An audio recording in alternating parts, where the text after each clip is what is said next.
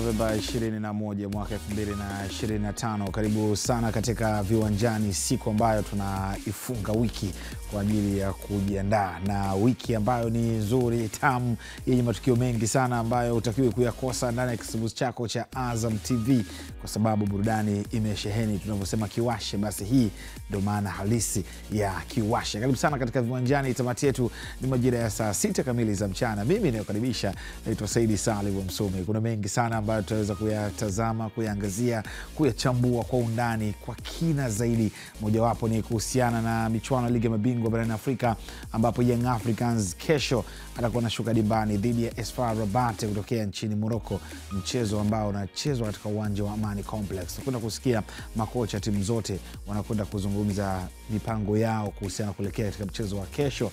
Lakini ukiachana na hayo, tutakwenda kuangazia wekundu wa Msimbazi Simba, matayarisho yao kuelekea katika mchezo wa siku ya Jumapili dhidi ya Petro Atletico di Rwanda, mchezo unaochezwa katika uwanja wa Benjamin Mkapa. Lakini bila kusahau wawakilishi wa Tanzania katika michuano ya kimataifa, kombe la shirikisho barani Afrika, Simba, Yanga, lakini shirikisho huko ni Azam Football Club pamoja na Singida Black Stars. Azam wao wapo Kinshasa kwa ajili ya kujiandaa na mchezo wao wa siku ya Jumapili dhidi ya AS Maniema Junior ya kutokea nchini DRC. Lakini Singida Black Stars wao matayarisho yao kuelekea mchezo hapo kesho dhidi ya Shabab Riyadh Belouizdad, mchezo kichezo katika mji wa Algiers nchini Algeria. Ukiachana na hayo, ni uhondo ligi kuu ya NBC ukitaraji kurejea tena hii leo kwa michezo miwili. KMC Football Club chini ya Maximo watakuwa wanakaribisha JKT Tanzania chini ya kocha Ahmad Ali. Lakini hapo baadaye saa 1 usiku kwenye uwanja Majaliwa ni mchezo kati ya Namungo Football Club the Southern Killers ambao watakaribisha Dodoma Jiji Football Club chini ya Amani Josia pamoja Amani Josia akiwa anafundisha Dodoma Jiji pamoja na Vincent Mashami. Lakini uhondo wa Ijumaa kama unavyoona katika La Liga, pia Valencia watakuwa wanakaribisha Levante, wakati Mainz watakuwa wanapambana na Hoffenheim katika ligi kuu ya Ujerumani Bundesliga. Kumbuka leo naanza shughuli leo.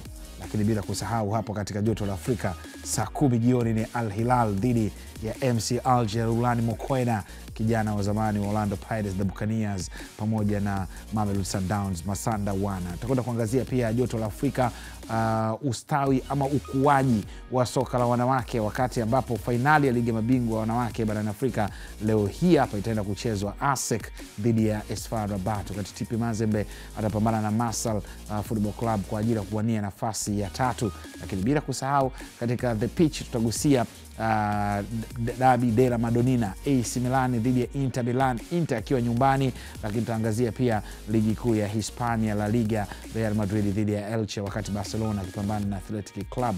Lakini Ujerumani pia nenyewe tutagusia weekend hii, ligi ikiwa ni ya moto sana. Ninayekaribisha katika Viwanjani, mimi naitwa Saidi Salim Msumi. Unaweza kunita kaka Saidi, sitakuwa peke yangu kwa sababu uchambuzi leo hii utaongozwa na kijana kutokea Mbinga mwenye leseni ya ukocha.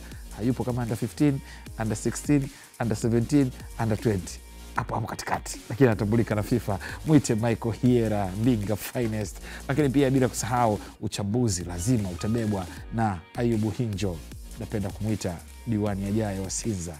Tusikia tu. Mimi ni Ayubu Hinjo na hapa ni Viwanjani. Tamati yetu ni majira ya saa 6 kamili za mchana, na jambo kubwa leo ni siku ya kidunia kusherehekea TV duniani, yani World Television Day, ikiasisiwa mwaka 1996 kwa mandhari ya kwamba sisi tupo kwenye TV, kwenye kideo hapa kideoni, siku ya TV, siku ya TV duniani. Bas, jambo limekuwa jepesi tena Ijumaa. Halafu timu yetu inacheza jioni, nipo pale, nitaonekana sawa. Kwa mwishoni ndio utaka kuharibu. Mwanzo umeanza vizuri. Mwishoni Mzee kibarua cha mtu. Kufa kufaana. Amekaa tu step by. Huko mwishoni utaka kuharibu. Kwa mandhari timu inacheza. Mwanzo umeanza vizuri. Sisi tumpo hapa. Ndio. Lakini tunashukuru sana wale wa juu. Na wanatuambia nenda hewani. Bas. Stand by. Tuko vizuri. Safi. Wale ndo TV yenyewe. Yaani siku TV duniani wale. Wale ndio TV yenyewe. Wale ndio TV yenyewe. Au unasemaje? Yes. Bwana, Ijumaa watu huwa tuna sio ni mimi tu kuna furaha binafsi na kwenda kugisekaga. Hii Ijumaa lazima muulize kocha wamekula vitu kama siku ya kula kile chakula maarufu. Kwa lazima uulize bwana Michael Yellow umekula? Michael Yellow umekula? Uko vizuri? Uko vizuri kocha? Umekula kocha? Mtani wetu sana. Tunafurahia. Chungu sana. Lakini ukiendelea sana. Waje Afsabi aniumi. Mbia haya sawa, lakini sio naendelea nayo.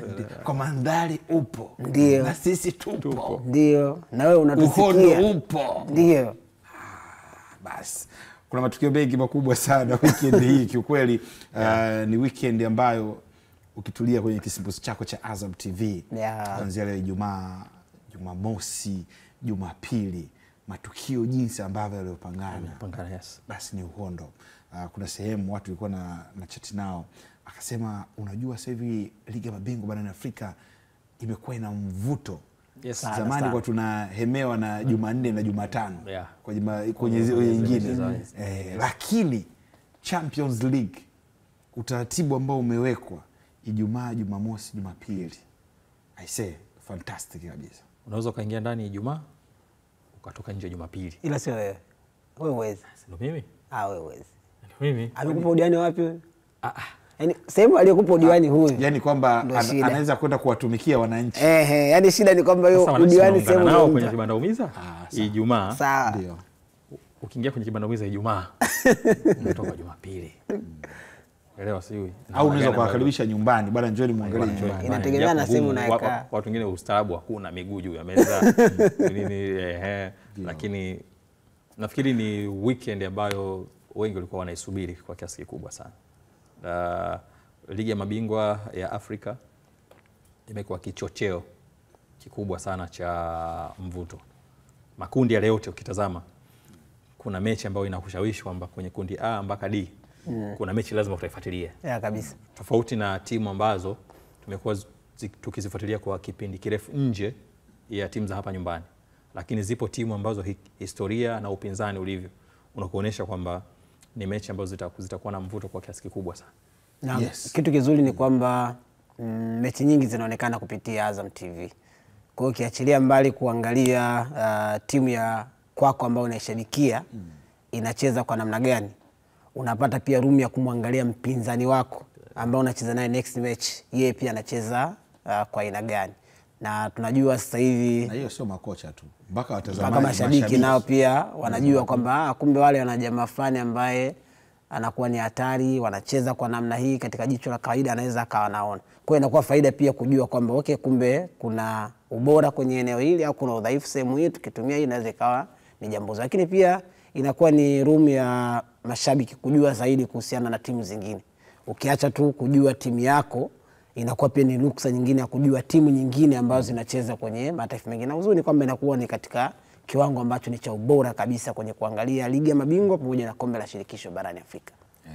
Hii levels ambayo imewekwa pale. Kwa hiyo bwana, leo kuna matukio makubwa sana katika kisimbuzi chako cha Azam TV ambapo kilipia shilingi 28,000. Kama umetumia ile message usikose kutazama michezo hii, alafu kifurushi chako kinaisha leo, basi tafadhali lipia kuepuka adha za kimtandao. Lipia 28,000 ili bado uweze kuona matukio mengi sana makubwa. Leo MC Alger anapambana na Al Hilal, lakini bila kusahau pia kuna michezo mingine. Kikosi cha KMC anapambana na JKT Tanzania katika ligi kuu ya NBC, lakini pia hapo baadaye pia Namungo Football Club wanakuwa nakaribisha Dodoma Jiji. Lakini pia kesho na yenyewe pia kuna michezo ya ligi kuu ya NBC ambayo hupaswi kuweza kukosa. Mashujaa dhidi ya Mbeya City, what a game. TRA United dhidi ya Tanzania Prisons, what a game. Na yenyewe tutakwenda kushuhudia. TRA hajapata ushindi katika mechi yoyote, wamekwenda sare wao tu. Tutarajie kwamba wataweza kupata ushindi au la, tutakwenda kuangazia chini ya Ezekia Otieno. Tuanze katika soka letu kwa wakati huu hapa.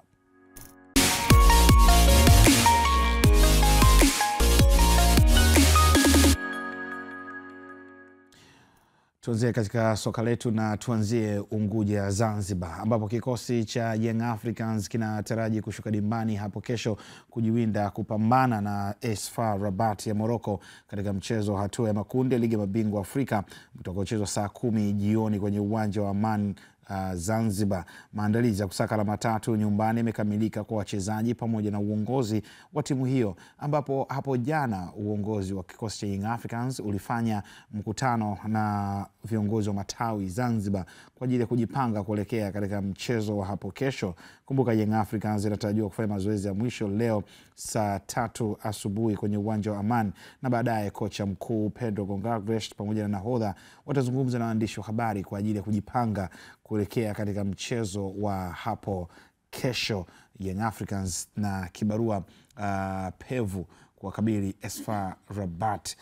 Tuanze kuangazia, inawezekana mengi yamezungumzwa. Young Africans au kocha Pedro anapaswa kutazama mchezo wa AS FAR kwa jicho gani, Hinjo?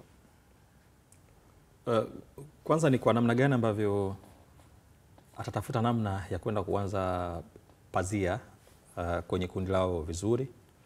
Manake ni kupanga mbinu ambazo zitakuwa na mafanikio kwa upande wao kupata matokeo bora ya ushindi. Kingine ni namna gani mpinzani wake alivyo, kwa namna gani ambavyo atakwenda kupambana naye. Pasina shaka Pedro ni kati ya makocha ambao wana uwezo mkubwa sana wa kusoma mpinzani anafanya nini na aweze kufanya kitu gani. Nimshuhudia kwenye kikosi cha Angola, lakini pia uwezo wake wa kubadilika ndani ya mchezo. Kwa hiyo inawezekana akawa na plan A, akawa na plan B na plan zingine kwa kuendelea kutokana na mpinzani ambao anacheza. Kikubwa zaidi ni namna gani pia wachezaji wanaweza kuwa timamu kiakili. Unaweza ukafanya kila kitu kwenye uwanja wa mazoezi, ukaweka mwili sawa, kuweza kuhandle zile bato za uwanjani, unaweza ukafanya kila kitu nje ya uwanja, lakini kama wachezaji kisaikolojia hawako sawa, maana yake ni kwamba kuna kitu kitakwenda kumisi uwanjani. Kwa hiyo ni namna gani pia wachezaji wanaandaliwa kutokana na mchezo huu ambao unakwenda kuchezwa, wachezaji wana namna gani ya kwenda kurespond kelele hizi ambazo zinasikika nje ya uwanja. Inawezekana kwa performance ambayo wako nayo tangu wameanza nayo msimu huu si ile ambayo wengi wanaifahamu, lakini hizi ndio mechi ambazo wachezaji wakubwa wanakwenda kuonesha kwamba wao ni daraja la tofauti. Kwa hiyo kuanzia kwenye benchi la ufundi jipya, nafikiri bado yupo kwenye nyakati ya kutengeneza falsafa zake ndani ya club. Ndio maana tunashuhudia kuna baadhi ya mabadiliko kwenye kikosi yametokea, lakini pia hata kiuchezaji tofauti na mtangulizi wake ambaye aliyopita. Kwa huenda yupo kwenye nyakati ngumu ambayo inamlazimisha kupata matokeo mazuri. Nyakati ngumu kivipi? Kwanza wachezaji wanatakiwa kupokea kile kitu ambacho yeye anakitaka. Maana yake ni kwamba kuna kitu kipya anakihitaji ndani ya timu, ndio falsafa mpya ambayo anaitambulisha. Ukitazama mechi ambazo ameongoza dhidi ya Mtibwa, lakini pia dhidi ya KMC, unaiona timu ambayo anahitaji fluidity, unyumbulifu wa kukimbia kwenye eneo la timu pinzani kwa uharaka sana, lakini pia mpira ukipotea wachezaji wawe na uwezo mkubwa sana wa kutafuta ulipo. Ndio maana kwenye mechi hizi unakwenda kumshuhudia mchezaji kama Max katumika katikati mwa uwanja, kicheza yeye na pengine na Duka Buya ama Lumbia, namna gani ambavyo uwezo wa kuweza kutafsiri kutokea katikati mwa uwanja uwe wa haraka zaidi. Kwa hiyo maana yake ni kwamba anahitaji wachezaji ambao wako tayari kukimbia, kufanya pressing pale mpira ukiwa kwa timu pinzani. Tumemshuhudia Ofen Chikola kwenye mechi zote mbili. Tumemshuhudia Edmund John. Tumemshuhudia Prince Dube akianza pale juu. Pacome Zouzoua na wachezaji wengine. Ukitazama kiasili hawa wachezaji wote ambao wanaanza katikati kwenda kwenye eneo la mwisho, maana yake ni wachezaji ambao wana uwezo mkubwa wa kutafuta mpira ukiwa kwa timu pinzani, lakini pia kukimbia kwenye maeneo kwa uharaka wao wakiwa na mpira. Hiera. Kwa jinsi ambavyo AS FAR wanavyocheza, mfano tunarudi kuzungumza AS FAR. unaamini katika mbinu gani ama ni mfumo upi ambao unaweza kuwafaa Young Africans kwa ajili ya kuidhibiti Espoir kiwanjani? Kwenye mfumo na wachezaji pia. Kwenye mfumo ambao Young Africans wanaweza kaingia nao, inawezekana wakawa wamebakia kuwa na muundo ule ule wa kiuchezaji, kwa maana ya formation ambayo mara kadhaa amekuwa akitumia ya walinzi 4, viungo 2 kwenye eneo la katikati, wanaongezeka wale 3 ambao wanacheza kwenye mstari wa juu, ukimsimamisha mshambuliaji mmoja kwenye eneo la juu kabisa kwenye eneo la kumalizia, kwa maana ya 1 4 2 3 1. Ndio mfumo ambao Yanga bado anaweza kubakia nayo. Na ni kwa nini mfumo wa namna hii? Kwa sababu kwanza ni mfumo ambao uko flexible sana. Unaweza ukahama kutoka kwenye formation hiyo ya 4 2 3 1 kwenda ukitaka kuswitch kuongeza watu kwenye eneo la katikati mwa kiwanja, inaweza kuwa ni rahisi, kwa sababu utakachokifanya ni kuwapa tu wachezaji majukumu mengine tofauti, kwamba nyinyi ambao mnacheza nyuma ya mshambuliaji wa mwisho mtatakiwa kuwa kwenye shape gani wakati ambao tumeupoteza mpira, mkaongezeka katikati. Tukiongeza na wale viungo 2 tunakuwa na namba kubwa ya wachezaji ambao wanaweza kawepo hapo. Na kumbuka wanacheza dhidi ya FAR Rabat ambao wenyewe kuna nyakati ambazo kwenye mechi huwa wanatumia mfumo kawaida kabisa 4 4 2. Sasa kwa sababu wao wanaweza kawa na 4 4 2, inawezekana pia wao wakawa wanajua jinsi gani ambavyo wanaweza wakawa wanahama kwa haraka zaidi kwenda kwenye kushambulia, hasa kupitia kwenye maeneo ya pembeni. Sasa unahitaji kuwa na watu wa pembeni ambao nao pia wanaweza akawa na haraka wa kurudi kwenye maeneo yao. Kwa mfano, Yanga wanaye mtu kama Max Mpia Nzengeli, ambaye kwenye wale 3 ambao anacheza baada ya viungo 2 wa chini, yeye anaweza akawa ni miongoni mwa hao wachezaji. Tunajua kile ambacho Max huwa anakifanya kwenye kutrack back, angalau kuongezeka nyuma kidogo kwenye kupunguza kupunguza distance kati yake na mlinzi wa pembeni. Maana yake ni kwamba kama wapinzani wanatumia mfumo wa 4 4 2, wale mawinga ambao wanapita huko pembeni watakutana kwanza na Max kabla hajakutana na fullback. Inaweza ikawa jambo rahisi kwenye kuzuia. Lakini kwa siku za hivi karibuni pia Yanga amekuwa na matumizi ya mtu kama Edmund John kwenye eneo la pembeni mwa kiwanja. Mmoja kati ya wachezaji ambao ingizo lake pengine kwa litaji sana, kama ni mchezaji ambaye anaweza kaingia kwenye kikosi kama hiyo ambao amepata nafasi, lakini ushawishi wake kuanzia kwenye uwanja mazoezi na kile ambacho anakifanya kwenye mechi inaweza kaa kimemuongezea mwalimu kuona kwamba wewe naweza nikakuamini nikakupa mechi ambazo unaweza kucheza. Plus Pacome Zouzoua ambaye unaweza kumuona yeye ni moja kati ya dribblers wazuri, ni mchezaji ambaye unajua akiupata mpira uhatari ambao anatoka kwenye miguu yake. Kwa hiyo unakuwa na wachezaji wawili ambao wanakuwa kama backup pale ambapo timu inakuwa kwenye shape ya kutokuwa na mpira, kwamba una Max let's say na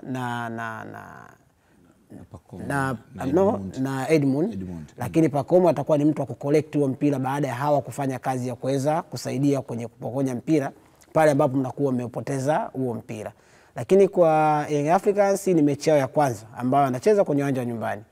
It's obvious kwenye mechi ambayo wanacheza kwenye uwanja wa nyumbani utatamani hiyo kuwa ni timu ya kwanza kwenye matukio mengi sana kiwanjani, ikiwa ni pamoja na kutengeneza nafasi nyingi zaidi pa mechi, lakini pia upate nafasi ya kufunga. Sasa hawezi kwenda kwenye mechi ya namna hii ukaingia labda na watu wengi ambao wanaenda kuzuia kwenye mchezo wa namna hii, bila kujalisha mpinzani kwanza ambao utacheza naye. Lakini kwenye hali ya kawaida ukiwa kwenye uwanja wa nyumbani kwenye michuano namna hii unatamani kumuona mwenyeji akiwa na vitu vingi vya kwanza kwenye kila kitu ambacho anafanya, kwamba mfano katikati nani kwenye eneo la katikati ukiachilia mbali back 4 ambayo Yanga obvious wanaweza akawa na Baka, Job, upande mwingine Isla, either ataanza Mohamed ama Boka.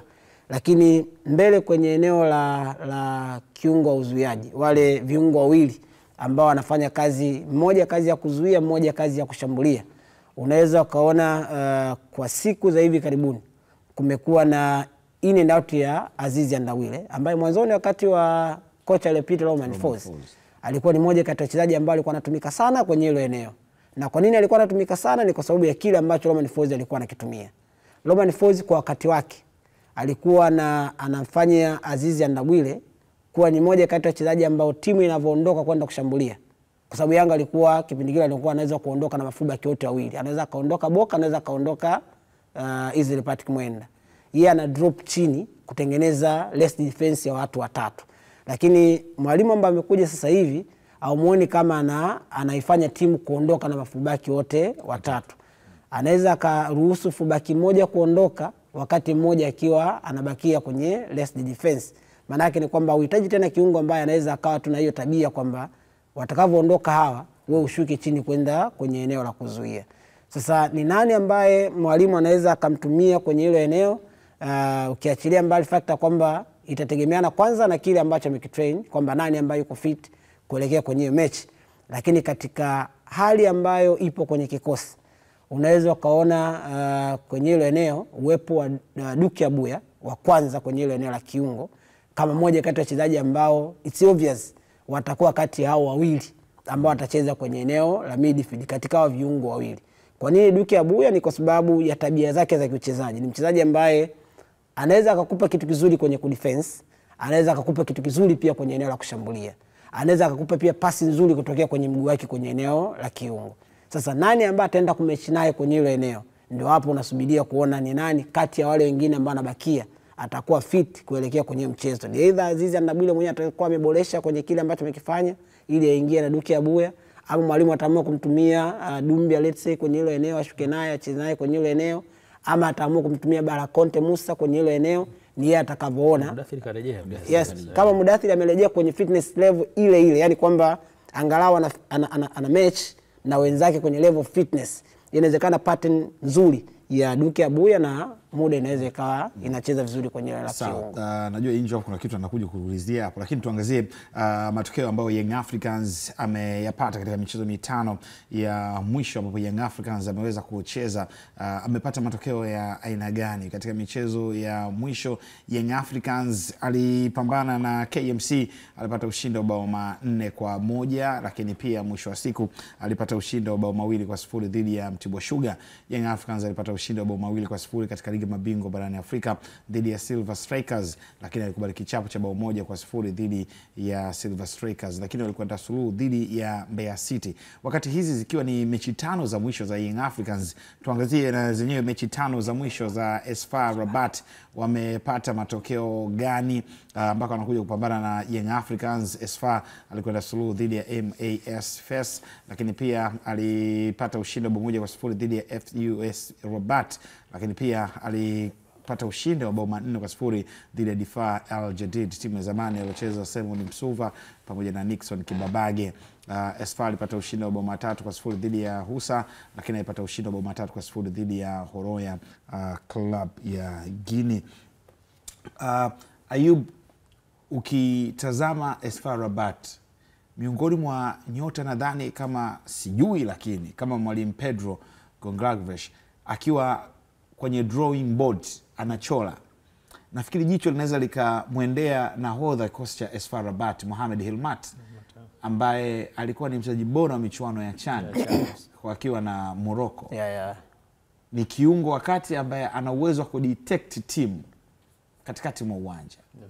Na iangazie hiyo bato, kuiangalia Young Africans wanaenda kudetect vipi viungo Young Africans, Duke Abuya, Mudathiri Abbas, Dumbia hapo kati, na Mudathiri alikutana na Hilmat wakati wa robo finali ya Taifa Stars na pamoja na Morocco. Nafikiri kitu cha kwanza si tu kwenda kuangalia namna gani mchezaji mmoja ana uhatari mkubwa sana ndani ya timu, lakini namna gani ambavyo unaweza ukaitengeneza timu yako kuwa katika ubora ambao utamfanya mchezaji hatari kukosa huduma sahihi kutoka kwa wachezaji wake, kama ilivyokuwa kwa Uchizivunga siku ile kumisolate manake. Yes, manake unatengeneza mfumo ambao utamisolate mchezaji hatari uwanjani, kujaribu kukata mirija ya mawasiliano baina yake na wale ambao wanafikisha huduma kwake. Hilmati ni kati ya wachezaji ambao wana uwezo wa kuifanya timu kutembea vile ambavyo yeye anahitaji. Tumeizungumzia Morocco CHAN, ni mchezaji ambaye alikuwa na ndiye Morocco, yani fanya unavyofanya yeye ndio moyo wa Morocco wakati ule wa CHAN. Namna ambavyo watafanya timu itembee kwa kasi, kwa utaratibu, kwa pasi ndefu, kwa pasi fupi.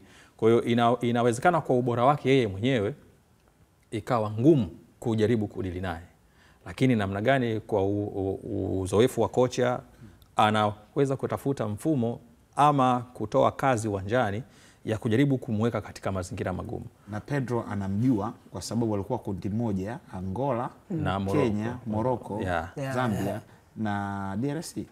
Kwa hiyo hapo unaweza mpira ukifika pengine kujaribu kufanyia pressing. Wakati mwingine mtu unampa wakati mgumu wa kufikiria. Kufikiria kiaje, mtu anaweza akapokea mpira akakaa hata na sekunde 3 mpaka 5. Maanake tayari kashafikiria wapi mpira utakwenda na kitu gani ambacho kitafuata. Mpira ukifika kwa haraka ukimvamia, maanake unampa wakati mgumu wa yeye kuwa kwenye utulivu na ule mpira. Lakini namna gani ambavyo utamfanya kuwa mbali zaidi na eneo lako, ndio tunakuja kuzungumza mfumo. Unatengeneza mazingira ambayo utamsogeza mbali na eneo lako la pili la uwanja. Ni mchezaji ambaye ana uwezo mkubwa sana wa kupiga through balls. Tulitazama kuna baadhi ya mabao ambayo yalifungwa na Lamlawi, pasi inatoka katikati mwa uwanja, inapita, inavunja mstari wa kiungo, inavunja mstari wa ulinzi, anakwenda kukutana nayo kama ni assist ama ni chance created. Kwa hiyo manake ni kwamba ni mchezaji ambaye ana uwezo mkubwa sana wa kuifanya timu kuwa hatari. Ana uwezo wa kucheza kwenye maeneo yote ya kiungo.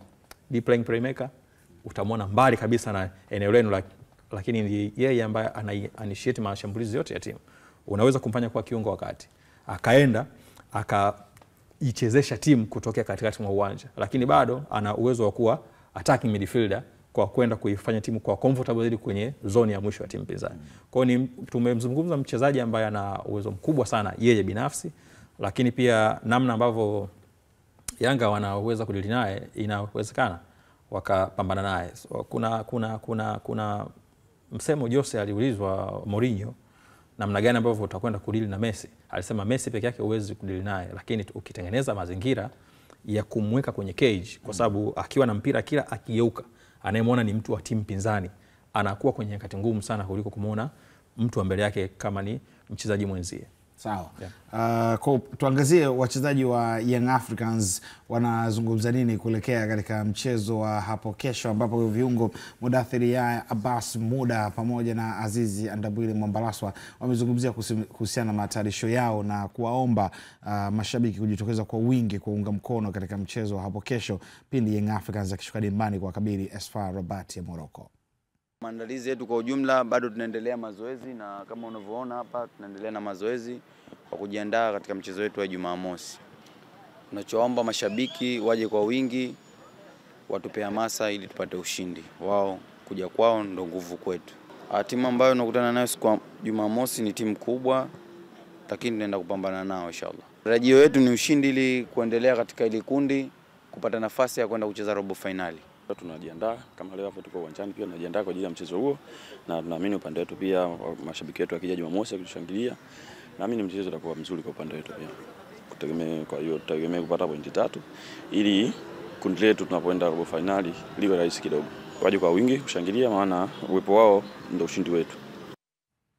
Azizi Ndabwile akiweza kuzungumza kuhusiana na matayarisho hayo pamoja na Mudathir Yahya, Abbas Muda kuhusiana na matayarisho hayo kwa ujumla. Tutaji kwa ufupi, tutataji FAR wanakuja na kucheza na aina gani ya mchezo Michael Yera? Sio vya timu nyingi ambazo zinatoka kwenye ukanda wao, na tabia pia ya mashindano ya ligi ya mabingwa hasa kwenye kipindi hiki ambacho ni point accumulation. Timu nyingi zinapokwenda ugenini zinatamani kupata alama moja. Sasa kwenye kupata alama moja manake muda mwingi anaweza akawa wao wanakubali kwamba sisi tutakuwa ni timu ya kuzuia zaidi kuliko ambavyo tutaenda kushambulia zaidi. Na unaangalia mwanzoni pale wakati tunaangalia zile takwimu zao kwenye zile mechi zao 5 za mwisho ambazo wamecheza, imeonekana kuwa ni moja kati ya timu ambayo defensively iko sawa sana, kwa sababu kwenye mechi 5 ambazo wamecheza imefunga magoli 11, lakini yenyewe haijaruhusu goli lolote kwenye nyavu zao kutikiswa, kwa maana ya kufungwa goli lolote kwenye hizo mechi 5 za mwisho ambazo wamecheza.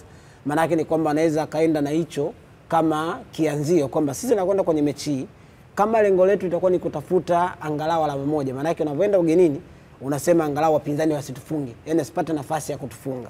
Hasa kama tumeweza kuvumilia kwenye mechi 5 za mwisho, maana yake ni kwamba tunaweza pia tukavumilia hata kwenye mechi hizi zingine ambazo zinaweza kuchezwa, hasa kwenye hizi hatua, kwenye zile mechi ambazo watacheza kwenye viwanja vya ugenini. Kwa hiyo nafikiri kwa FAR Rabat wanaweza akaenda na hizo takwimu zao ambazo ni nzuri kwenye eneo la kuzuia. Kama tuliweza kuzuia kwenye mechi 5 tujeruhusu goli, basi tunaweza tukafanya hivyo pia against Young Africans kwenye mechi ambayo anaenda kucheza nayo, lakini tukiwa na mpango mzuri pia kuona jinsi gani ambavyo na sisi tuweze tukatafuta kitu, kwa sababu tayari kwenye mechi 5 tumefunga magoli 11. Kwa nini na sisi tusipate muda wa mashambulizi ya kushitukiza ambayo yanaweza akatupa aidha goli ama chochote kwenye mechi ambayo anaenda kucheza dhidi ya Young Africans. Na kwa ukitazama mchezo ambao uliwapa nafasi ya kuingia hatua ya makundi, ilikuwa ni mechi ngumu sana kwa upande wao, hasa walipokuwa ugenini. Walicheza dhidi ya Horoya. Horoya ni moja ya timu ambazo zina ubora mkubwa sana. Tunaweza kuileta Horoya kwenye daraja la Yanga, Simba, namna gani ambavyo wamekuwa wakiperform kwenye mechi za ligi ya mabingwa ama kombe la shirikisho. Manake ni kwamba wametoka kwenye mchezo mgumu kuingia kwenye hatua hii. Ukirifaa kile ambacho walikifanya ugenini kwenye mchezo ambao walipata sare, kocha kama alivyozungumza Ihera, namna gani ambavyo alijaribu kutafuta mazingira bora ya kuelekea kwenye mchezo wa pili 3-5-2.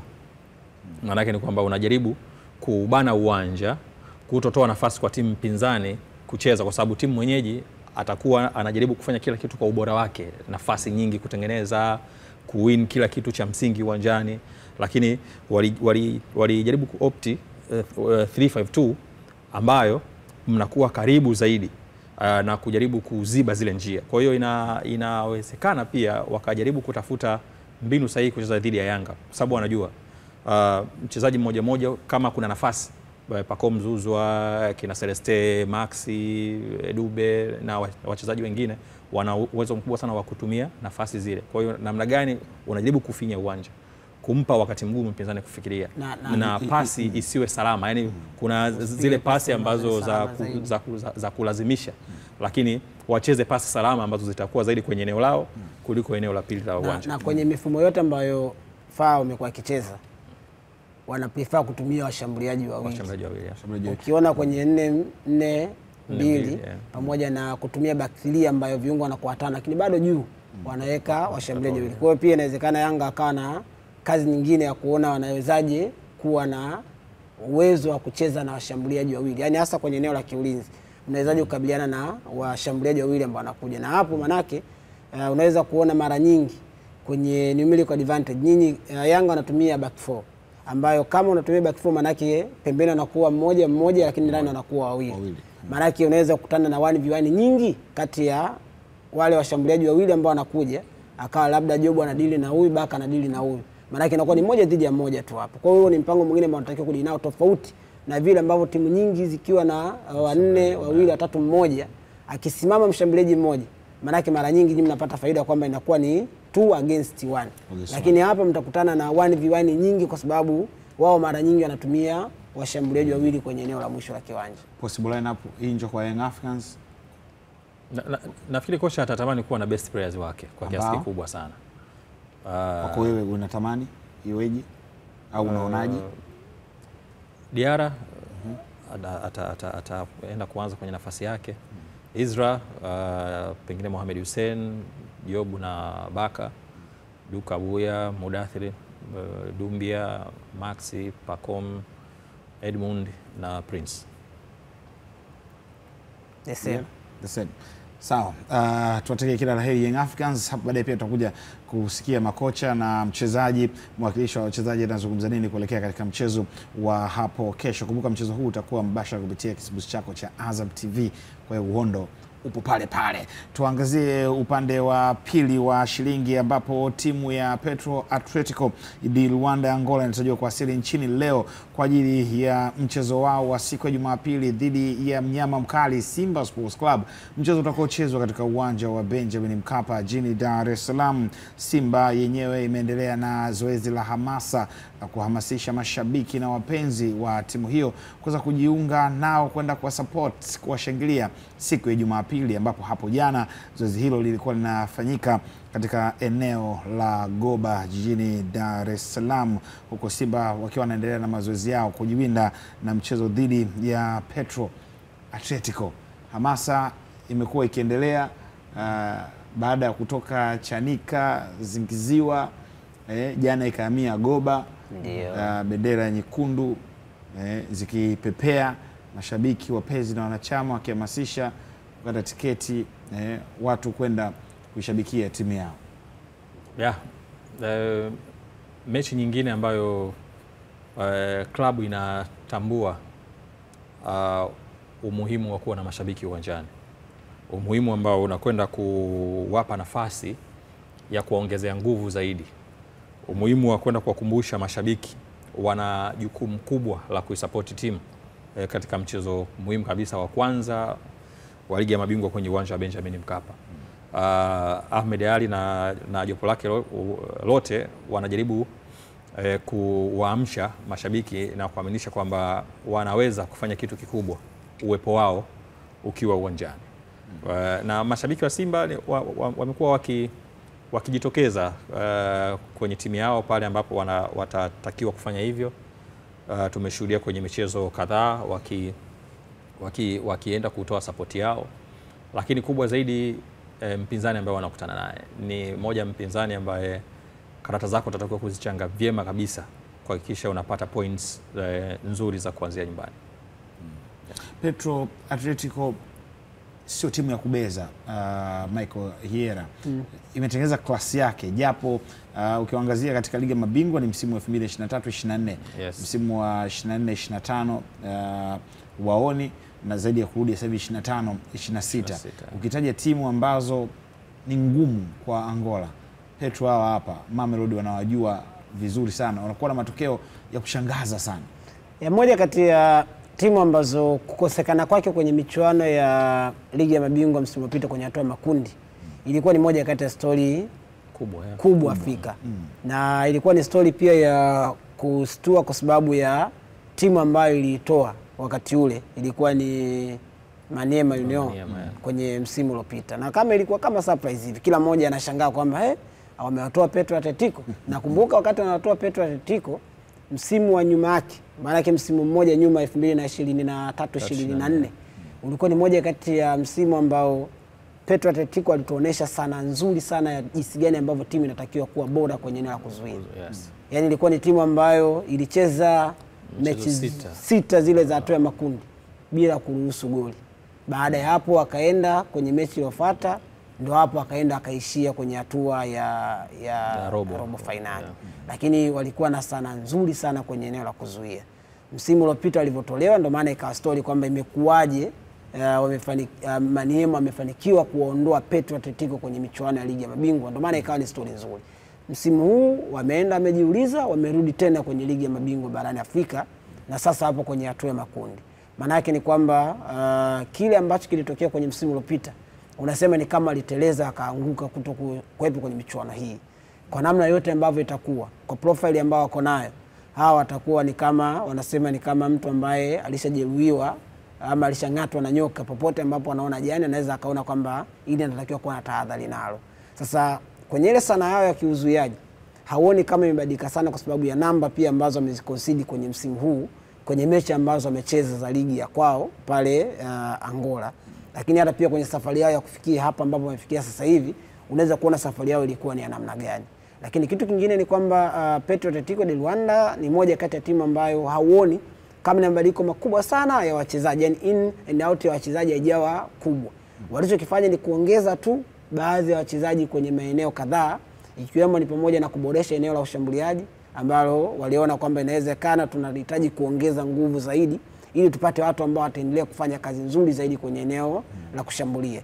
Kwa ni moja kati ya timu ambayo inawezekana Simba wakati wanajiandaa kucheza nayo inatakiwa wawe na pattern nyingi sana za kuwafungua pinzani ambao wanajua kuzuia. Hilo itakuwa ni jambo ambalo bila shaka Pantev ataweza kulifanyia kazi, na pengine hii ndio mechi ambayo utatamani kuona ule umahiri wa mtu kama Morris Abraham. Unaona jinsi ambavyo anaweza akafungua zile pattern kwenye eneo la timu inazuia, anatokea pembeni. Ubora wake wa kupiga pasi hata kwenye eneo ambalo wewe unaweza kuona kwa macho kwamba mpira hauwezi kupita hapo, lakini anaona kwamba hapo mpira unaweza kupita na ukafika kwenye kituo cha pili ambacho kitakuwa na madhara. Kwa hiyo nafikiri kwenye hii mechi ndio mechi ambayo inahitaji zaidi lile eneo la juu la kiwanja kuwa na ubunifu mwingi zaidi. Unless unaweza kukuta ni mechi ambayo inaenda mnafikiri kwamba mtacheza mpaka kesho kutwa, lakini dakika zinasogea na mwisho siku mkutoka kwamba tulikuwa tunashambulia tunapata mpira mara nyingi, lakini bado mjefunga goli kwenye mechi usiku. Ayub, ukitazama Simba msimu uliopita walipambana na Bravo Shidimaki. Yes. Tena ilikuwa ni mechi ya kwanza. Yes, mechi ya kwanza ya Benjamin Mkapa. Kipindi cha kwanza Bravo Shidimaki waliweka mpira chini wakasema chezeni Simba. Kipindi cha pili yani wao ndo wakaanza kucheza. Ile energy walikuwa nayo. Lakini mwisho siku mechi kamalizika kwa 1-0 Simba kushinda, lakini ukiangalia mechi hata ya pili yenyewe mpishano wao, ile energy naiona hiyo tests. Lakini kwa mwalimu Dimitar Pantev, manager Dimitar Pantev, kasi yake, timu yake kasi yake, lakini hata na mfumo wake muda mwingine ambao ana uswitch kwenye ligi ambayo tumeona kwenda na 3-5-2 akimrudisha nyuma Nabi Kamara alafu Rushain pamoja na Nangu kusogea pembeni na kuongeza ile Mligo pamoja na Kapombe katikati mwa uwanja kwa pembeni kule kuongeza kasi. Nasubiri hiyo sanaa kuiweza kuiona nguvu ya soka la Kiangola, lakini kasi ya Dimitar Pantev kutaka timu yake iweze kukimbia na katikati mwa uwanja eneo kulimiliki. Inawezekana akapata sessions kadhaa za mazoezi na kikosi chake baada ya ligi kusimama. Lakini pia kitu ambacho anakifanya ni kitu kigeni kwa kikosi cha Simba na pengine hata kwa timu ambazo zipo kwenye ligi kuu hapa nchini. Kurotate inahitaji awareness kubwa sana ya mchezaji kutambua kitu gani ambacho kinafanyika kwa wakati ule. Mpira ukiwa wapi, mchezaji kisogea wapi, awe kwenye nafasi gani kwa wakati gani. Ni kitu ambacho tumekishuhudia kwenye michezo ya hapa karibuni. Kwa hiyo inawezekana na hapo Hinjo, nadhani kocha wa mwisho wa Simba kucheza na Katanasho 3-5-2 alikuwa ni Masudi Juma Irambona. Yes, Masudi Juma baada ya Pierre Richante ambayo Richante akaendelea nayo alipofika. Lakini si kwa ile ilikuwa ni mabeki watatu pase, yani kwamba unakutana na walinzi wakati watatu ambao wana tabia hizo. Hapa unazungumza kwenye karatasi ni walinzi 4, viungo 2, washambuliaji 3 na striker 1. Lakini namna gani ambavyo wanatanua uwanja kujaribu kufukia yale mashimo pale mmoja anapoondoka na mwingine kuingia.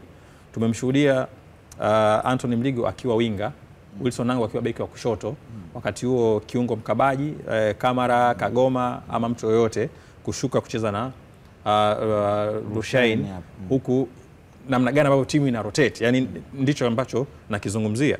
Lakini kikubwa zaidi kasi anahitaji. Pantev hahitaji miguso mingi ya mpira, anahitaji mpira utembee kwa kasi sana kwenye maeneo hatarishi ya timu pinzani. Ndio maana unakuja kushuhudia kikosi chake ambacho kina wachezaji wengi sana ambao watajaribu kuondoka kwa kasi kutoka kituo kimoja kwenda kwenye kituo kingine, kujaribu kutoka katikati mwa uwanja kupunguza miguso ambayo inaweza ikasababisha makosa na timu ikawa kwenye nyakati ngumu wakati mwingine. Mchezo huu dhidi ya Petro kwa karibuni na nafikiri hasa baada ya kubadili kocha, na wao bado kuna kitu wanakipitia kwa kiasi kikubwa sana. Namna gani wanafanya mabadiliko ya kiuchezaji kwa kocha huyu ambaye ni Hispania kwa sasa, namna gani ambavyo timu yake anaweza kaitengeneza, hasa kwa kile ambacho tunaweza kusema ndio jambo la msingi sana kwao. Wanapenda kutumia mafullback kujaribu kwenda na mawinga wote wanaingia ndani kwenda kuongeza idadi ya wachezaji pale. Kwa hiyo namna gani ambavyo numerical advantage ambao wao wataitumia kwa kuingiza watu ndani na kujaribu kutafuta namba kubwa dhidi ya wale ambao Simba wako nao. Lakini pia Simba watatafuta namna gani ya kwenda kupita kwenye maeneo finyu, ikiwa ndio wakati ambao watatakiwa kutengeneza nafasi nyingi sana na kulazimisha walinzi kufanya makosa. Kwa hiyo kwa upande wangu naona ni mechi ambayo inakutanisha timu zenye madaraja yanayoelekeana. Ukitoa Petro kukosa kwenye michuano ya kimataifa kwa misimu miwili, maana yake ni kwamba kwa msimu mmoja, maana yake ni kwamba bado ni timu ambayo imekuwa tishio kwa timu kubwa barani Afrika. Yaani ukimchukua Petro na Simba ukiwaweka hivi, ni timu ambazo zimekuwa na mwendelezo bora sana kwenye michuano ya kimataifa, kama si makundi, robo finali. Petro ashafika nusu kwa kumuondoa Sundowns. Yes, ameondoa Sundowns. Yes, japo na yeye alipoteza ile mechi kwa Wydad wakati ule.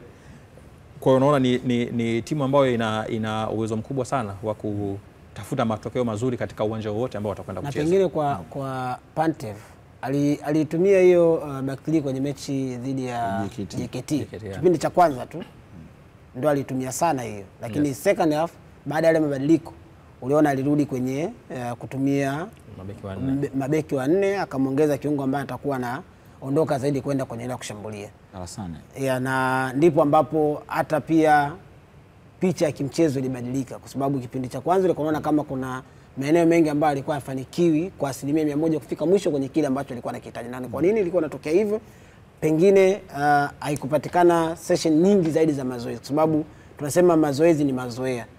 Unapofanya zaidi kwenye uwanja wa mazoezi ndipo ambapo wachezaji wanapokea zaidi kile ambacho kama idea ya mwalimu inaingia na wanaenda kuitekeleza uwanjani. Ukiangalia kwenye ile mechi unaweza kuona kama kuna maswali hivi alikuwa anajiuliza yenyewe ndani kwamba kweli hiki ambacho ametrain kimeingia kwa wachezaji na kimeenda kufanya kazi. Jibu ambalo likuja kwa wepesi ni kwamba haikuwa hivyo. Lakini walirudi kwenye njia haya kucheza katika hali ambayo ni ya kawaida. Ulikuwa unaona jinsi ambavyo timu ina flow na kasi ambayo ilikuwa inapatikana wakivuka mstari wa katikati kwenda kwenye ile kushambulia ilikuwa inaonekana. Na ndio maana unaona ile kasi ya kutokea katikati kwenda kwenye ile kushambulia. Yaani haikushangazi kumuona mtu kama Ahoua anakuwa sio sehemu ya wachezaji ambao wanaanza sana, wanaingia watu kama kina Mutale. Kwa nini Budo anaanza? Ni kwa sababu Budo sio mchezaji ambaye akivuka mstari wa katikati unaona kasi yake inapungua. Yaani mchezaji ambaye unaona speed yake ambayo anaifanya hapo ni kubwa, ambayo inaenda kwenye kushambulia kina Kibia Sawala, kina Morris Abraham, unaona speed yao inaongezeka sana akivuka mstari wa katikati, kitu ambacho kinakuwa ni option kwa mwalimu wa namna hii ambaye anapenda. Obviously walimu wengi anapenda mpira ukivuka katikati speed iongezeke.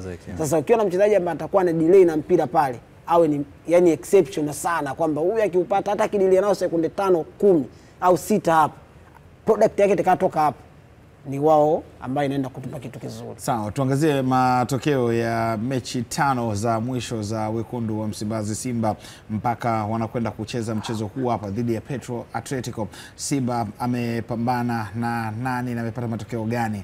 Alicheza dhidi ya JKT Tanzania katika ligi kuu ya NBC, ushindi wa bao 2-1, lakini kwenye hatua ile ya kabla ya kufuzu hapa Liga ya Mabingwa alikwenda suluhu dhidi ya Nsingizini, lakini alipata ushindi wa bao 3-0 dhidi ya Nsingizini, lakini alipata ushindi wa bao 3-0 dhidi ya Namungo Football Club the Southern Killers, lakini pia alikwenda sare bao 1-1 dhidi ya Gaborone United, mechi ambayo ilimpatia ajira meneja Pantev katika kikosi cha Simba Sports Club. Tuangazie na wenyewe Petro Atletico, matokeo yao ni yapi na taswira gani unaipata kwa matokeo ya Petro Atletico wenyewe?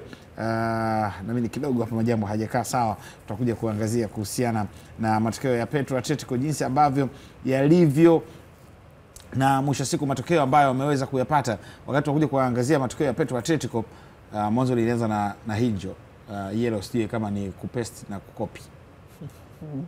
Meneja Pantev kosi lake la mnyama hilo hapo lianzaje? Ya kwa mnyama kwenye mechi ambayo anakwenda kucheza dhidi ya Petro, kwenye eneo la goalkeeping Yakub kwenye hilo eneo, upande wa kulia Sylvius Captain Shomari, Kapombe upande wa kushoto Mligo ambaye anacheza zaidi kwenye hilo eneo, ndani kwa maana eneo la katikati Lushain ambaye amejihakikishia nafasi zaidi kwenye hilo eneo, ambaye anatafutiwa mara nyingi nani wa kucheza naye, lakini Wilson Nangu so far amekuwa na performance nzuri ambayo ameonyesha na reaction ambazo anazifanya hapo zimekuwa ni superb kwenye hilo eneo. Kwenye eneo la kiungo Nabi, mmoja kati ya wachezaji ambao ameonyesha kwamba anaweza kufanya kazi hiyo kwa uzuri zaidi kwenye hilo eneo la kiungo wa kati. Kwenye hilo eneo kwa sababu anatumia watu wawili, unaweza kumuona Nabi Kamara akiwa anacheza hapa pamoja na Kante kwenye hilo eneo. Juu kwangu mimi nafikiri inawezekana Kibisawala kwa performance ambayo ameonyesha hivi karibuni anaweza kaingia kwenye kikosi cha kwanza kwa maana Elim Panzu. Morris Abraham kwenye hilo eneo pia, kwa sababu utategemea kuiona kasi yake ikiendelea zaidi kwenye ile eneo, bado unaweza kumuona pia akiwa anapata nafasi. Lakini Joshua Mutale kwenye kile ambacho anakifanya kwenye eneo la mwisho la kiwanja na kile ambacho mwalimu anakitamani, nafikiri pia anaweza akawa anabakia kuwa ni chaguo kwenye wale watatu ambao atacheza nyuma mshambuliaji. Mshambuliaji kinara pale juu Soa Jonathan. Sijui sio ni mimi, lakini naona Morris ni mzuri zaidi akiwa anatokea bench kuja kuongeza energy. Wachezaji wachache sana ambao wakati mwingine unahitaji kuwa na mchezaji ambaye ana uwezo wa kuja kubadilisha mazingira ambayo yanatokea uwanjani. Na tumeshuhudia kwenye mechi zote za Dimitar Pantev namna gani anapojaribu kureact ndivyo ambavyo timu yake inabadilika.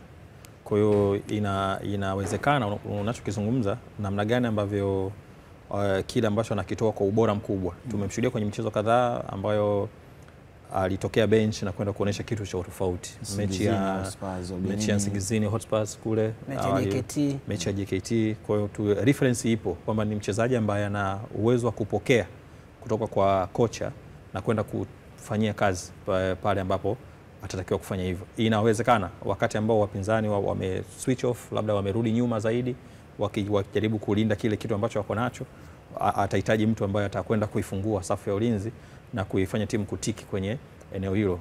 Yep. Sawa, tuangazie matokeo pale awali. Nilikwambia kuhusiana na matokeo ya Petro Atletico. Wenyewe walipata ushindi 1-0 dhidi ya Agosto. Petro alifungwa na Primero de Agosto, mchezo wa mwisho. 1-0 ambao walicheza Novemba 9. Yes. Yeah. Kwa hiyo baada ya hapo alipata ushindi 1-0 dhidi ya Interclub, lakini alipata ushindi 4-1 dhidi ya Creativo di Libolo. Hii walicheza na Simba Sports Club. Lakini walifungwa 2-1 dhidi ya Sao Salvador, lakini alipata ushindi 2-0 dhidi ya Stade d'Abidjan. Hii Stade d'Abidjan ni timu ambayo msimu uliopita ilicheza makundi. Alikuwa na Al Ahly, alikuwa na CR Belouizdad, alikuwa na Orlando Pirates, the Buccaneers.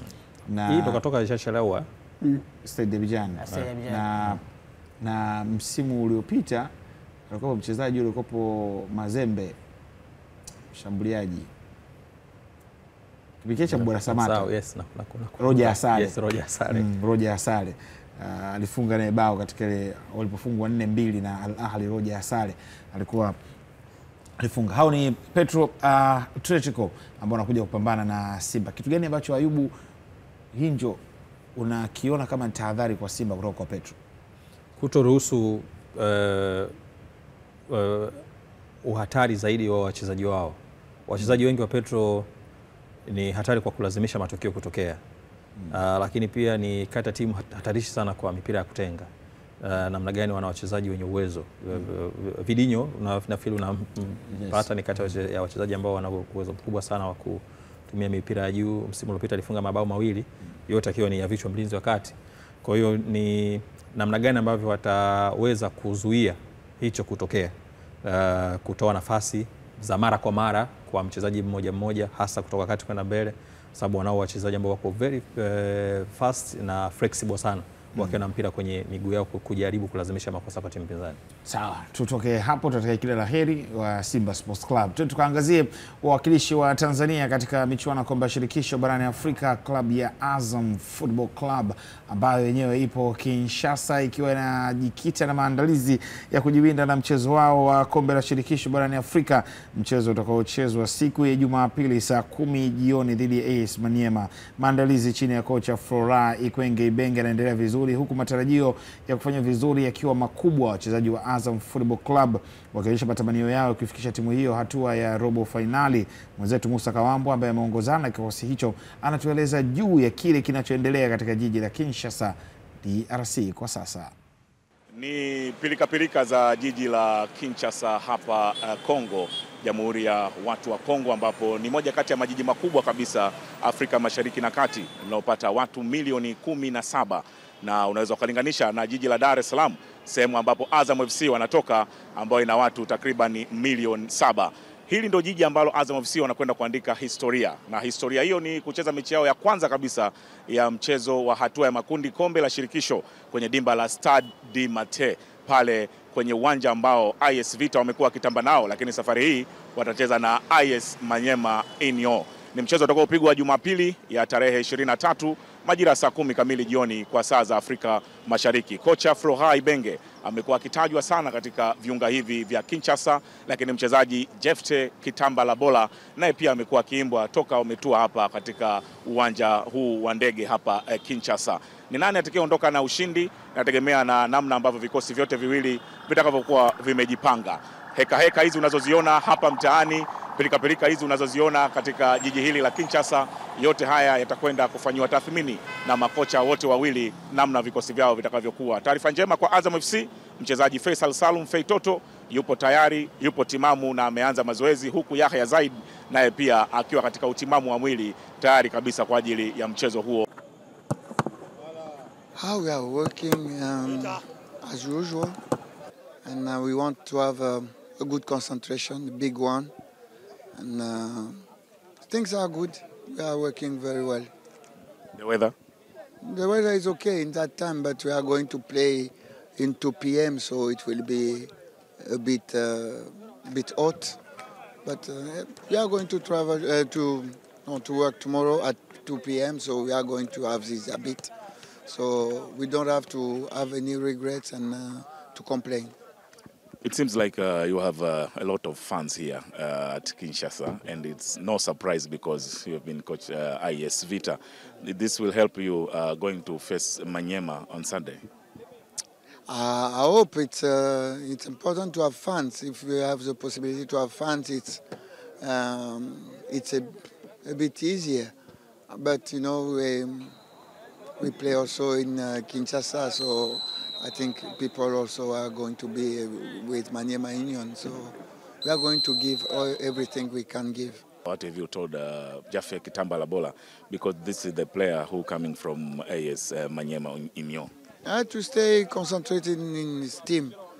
Now he's a player from Azam, not from Manyema Union, so you have to forget that in the pitch to play with all his possibilities, all his art for his new team. Yes, taarifa hiyo ya Musa Kawambu akiwa anazungumza na coach Florent Ibenge akiweza kuzungumzia kuhusiana matayarisho, lakini pia hapo ameweka wazi kusema kwamba Jefte Kitambala Bola sio mchezaji wa AS Manyema, mchezaji wa Azam, kwamba of course alicheza nyuma, lakini kwa sasa akili fikra ni kuitumikia Azam Football Club. Kwa yale mengineo tu yashafungwa ukurasa. Mtu bwana, mbona Michael Yera Ubi namjua huyu, alikuwa mdogo tu hapa, akashatoka kwenye udogo, akashatoka huyo, kashakuwa nguli. Sasa hivi ni kocha wa miaka 16, 15, 17, 20. Unamuuliza mchezaji una miaka mingapi? Si 17. Sio mchezaji mwenye miaka yako. Akocheza na ngapi? Hapo ukiweka popote kama kuna nafasi 15, nikuwekeje popote utaje miaka yako kwa 15 au 16 unaweza kuniweka hapo. Wewe utaja miaka yako tuone kama unafaa au ufai. Sasa unaambia miaka yangu si 17 blaza, si 19. Maki na hivi miaka yako kama akizingazingua umekula.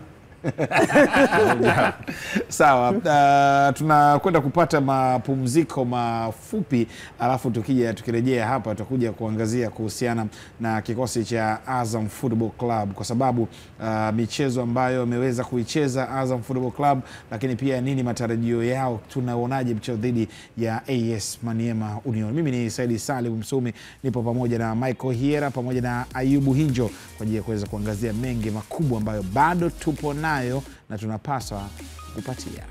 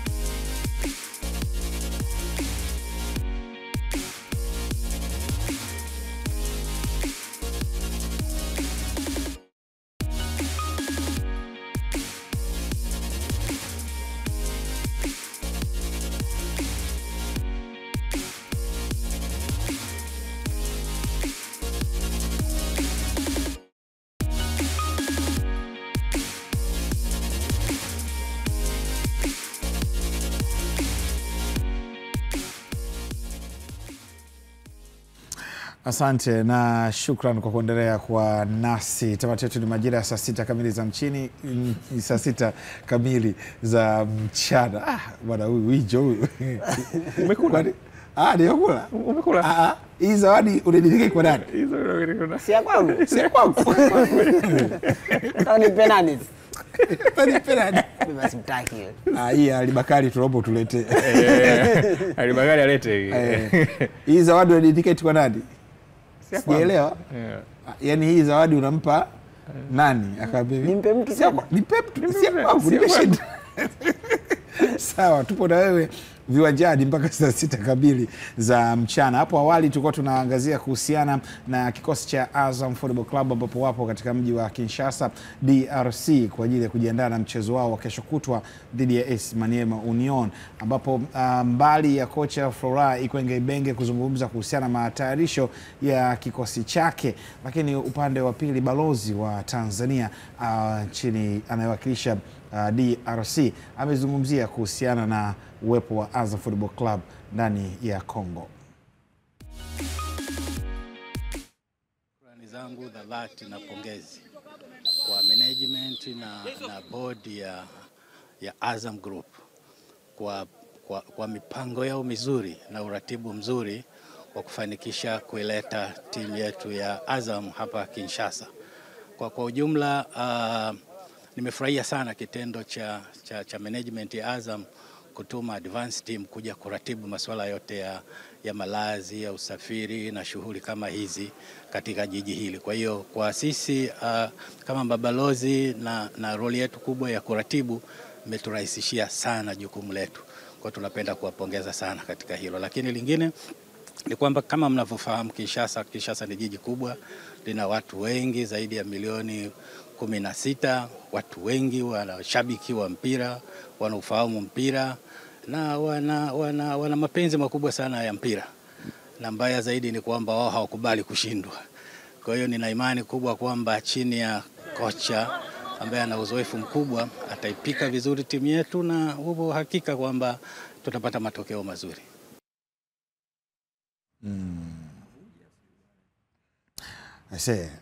Ni hatari sana. Jiji moja lina watu milioni 16. 16.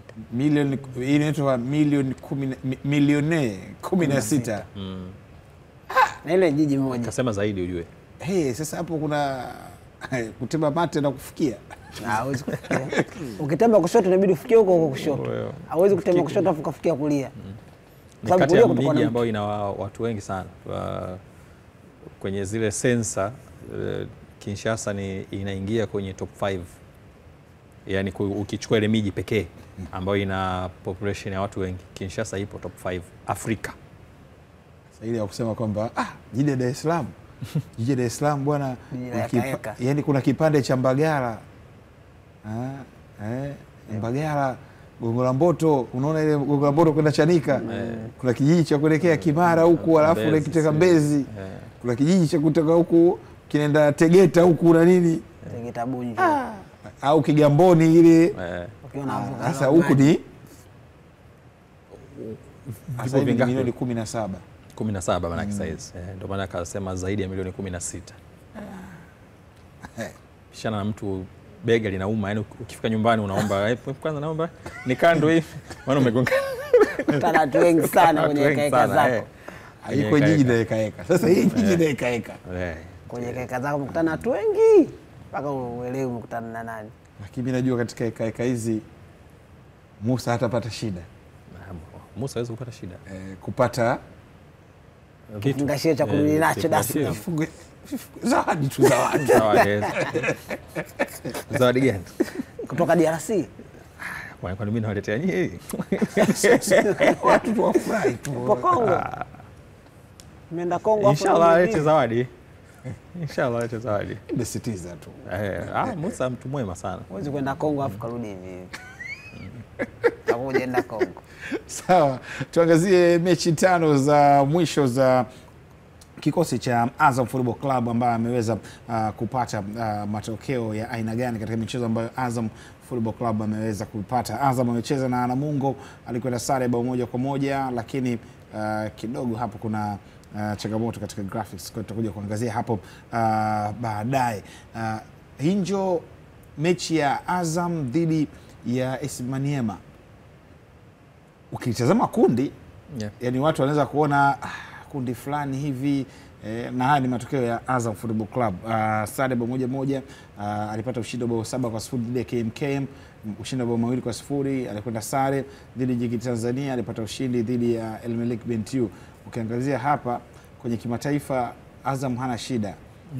Lakini katika ligi ya ndani kidogo ameambulia sare tena zote za magoli 1-1. Kimataifa haikupi shida kutokana na matokeo aliyopata. Ndani inawezekana bwana, tunajuana soka letu, tunachezaje, tunafanyaje. Mechi dhidi ya AS Maniema, kama Maniema wale wa mwaka jana watakuwa na ile spirit ya kusema tujipambanue, kama jana Musa alivyosema kwamba wanataka kujiuza, yani kwamba soko hili ndio soka lao, ni miongoni mwa mechi tough. Mechi ni tough. Kwa namna gani ambavyo tunaweza kusema Maniema kuna hatua kidogo ameipiga mbele ya Azam FC.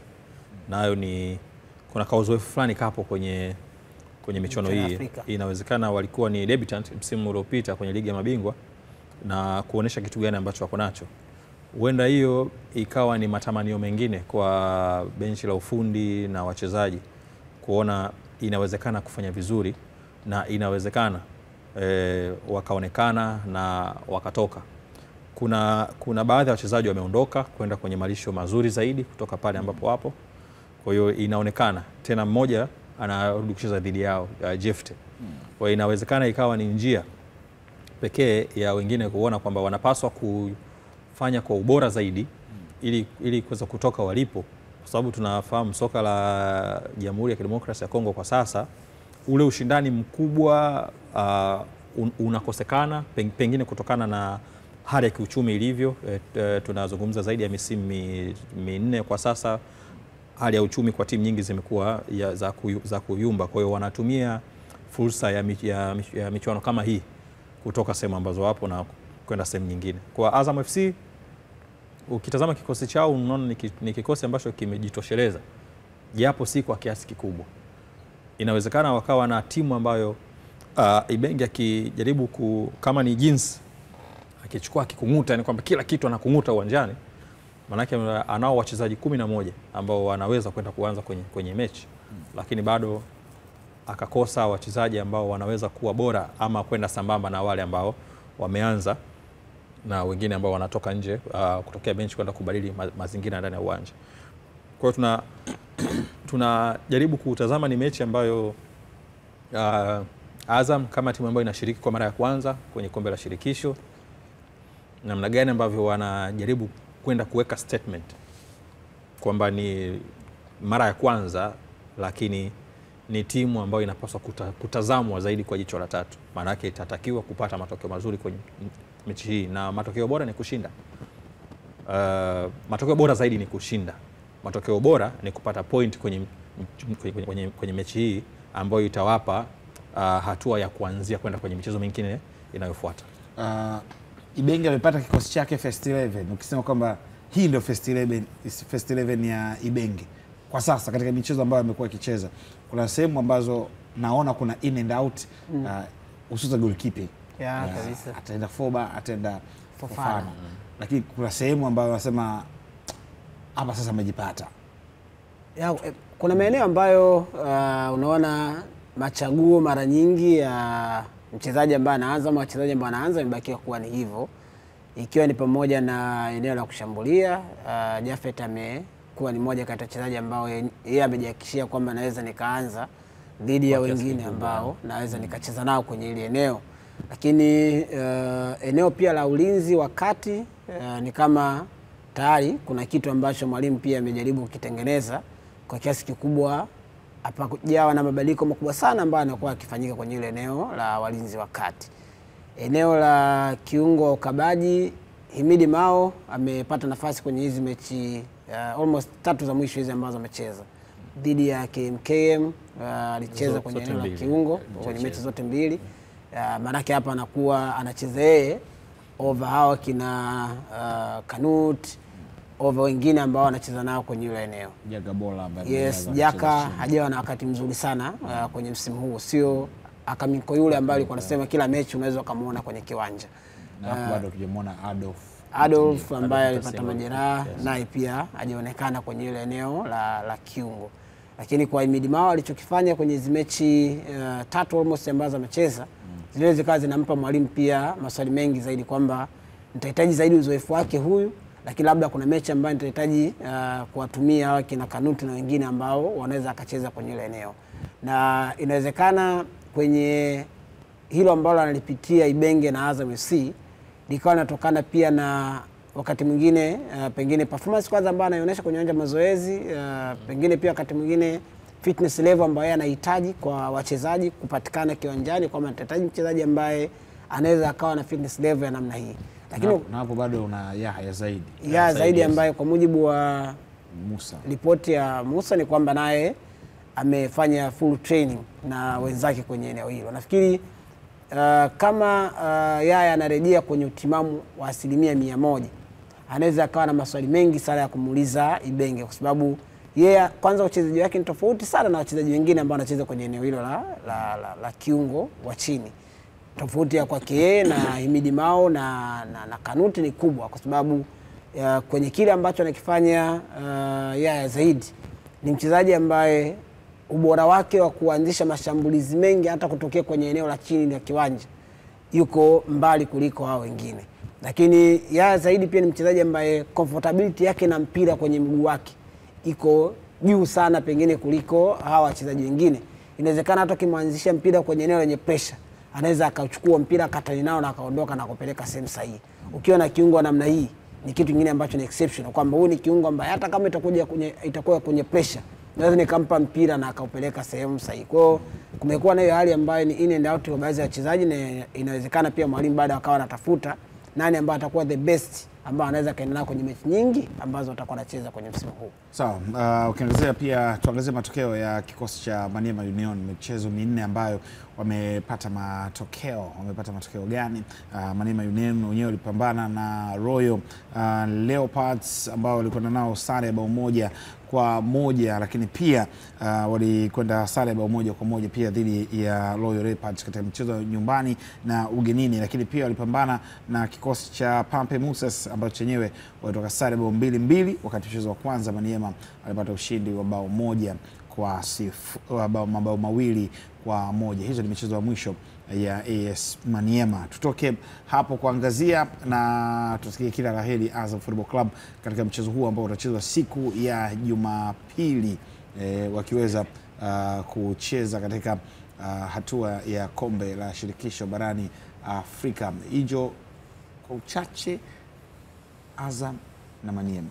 Kwa uchache mechi ngumu.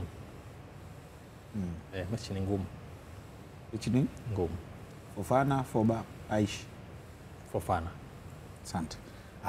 Tutoke hapo tuangazie kikosi cha Singida Black Stars ambapo kuelekea mchezo wa kombe la shirikisho barani Afrika kati ya Shabab Riyadh Belouizdad dhidi ya Singida Black Stars ambao utachezwa siku ya kesho saa 4 kamili usiku. Mwenzetu Ghalibu Mzinga ametupitishia juu ya kile kinachoendelea Algeria. Mzinga ameeleza juu ya utaratibu wa siku ya leo ya Ijumaa kwa kikosi cha Singida Black Stars. Ni siku muhimu ikiwa imesalia siku moja tu kuelekea katika mchezo wa kombe la shirikisho Afrika kati ya CR Belouizdad dhidi ya Singida Black Stars. Hapa ni Algiers, na ukiangalia hata movement za magari sio nyingi sana kama ambavyo tumezoea kuona kwenye siku nyingine. Kwa nini? Leo Aljuma kwa hapa Algeria ni siku ya mapumziko, kwa maana ya muktadha huko kwetu tunaita weekend. Kwa wenyewe weekend inaanza leo Ijumaa na kesho kwa maana ya Jumamosi. Kwa hiyo ni siku ambazo mapumziko kwa watu wa Algeria yanakuwa. Lakini imebakia siku moja kuelekea katika mechi yenyewe ambayo imetuleta hapa ndani ya Algiers, na ni mchezo ambao muhimu kwa timu zote mbili. Leo hii saa 5:30 asubuhi kwa saa za hapa Algeria, lakini ni saa 7:30 mchana kwa saa za nyumbani Tanzania au Afrika Mashariki. Kocha wa Singida Black Stars atakuwa akizungumza na waandishi wa habari katika ukumbi wa uwanja wa Nelson Mandela, hiyo mahsusi kuelekea katika mchezo wa kombe la shirikisho Afrika kati yao dhidi ya CR Belouizdad. Miguel Angel Gamondi anafahamu vizuri mazingira ya Algeria kwa mambo mengi. Kwanza amefundisha kandanda hapa katika vipindi viwili tofauti akiwa na kikosi cha CR Belouizdad.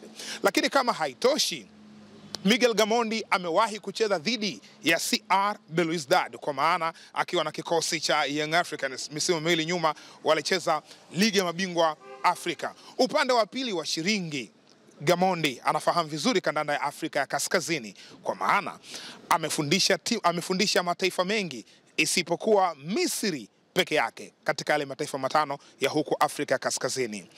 Pressure ni kubwa kuelekea katika mchezo huu. Mashabiki wa CR Belouizdad wamebeba imani kubwa kwamba watafanya vizuri dhidi ya Singida Black Stars, timu ambayo hawaioni katika ramani ya michuano ya CAF, ingawaje wanaheshimu sana kandanda ya Tanzania.